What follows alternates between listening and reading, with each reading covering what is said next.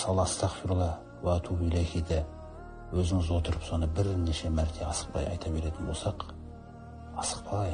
болсақ, 30 минут отырам ба мен, 1 сағат отырам ба, өйткені менде проблема тұр, менің жүрегім қатайып кеткен, мен оны жібітпесем болмайды.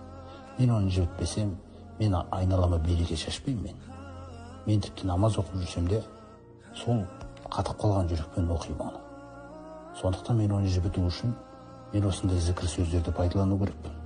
Пайғамбарымыз үйреткендей, астағфируллаха ва атубу илейх, Аллах тағаладан кешірім сұраймын, және оған тәубамен ораламын деп.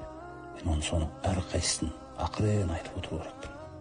Оның жүректі ерітпеуі мүмкін емес. Мен тек жаңағы тез айтумен оның қадірін, оның пайдасын сезе алмай жүрген адаммын. Ол солай отырылып жасалу керек. Мен 30 минут отырып, 1 сағат отырып, мен сол жүрегімді жібітейін. Содан кейін барып мен ғана өзіме де, басқаларға да пайдалы болатын шығармын. Сондықтан бұл нәрсеге өте қатты көңіл бөлейік, құрметті жамағат. Көптеген жүрегіміздің қатып қалған тұстарының ерімей жатқан себебі, біз осы зікірді дұрыс қолданып жүрген жоқпыз.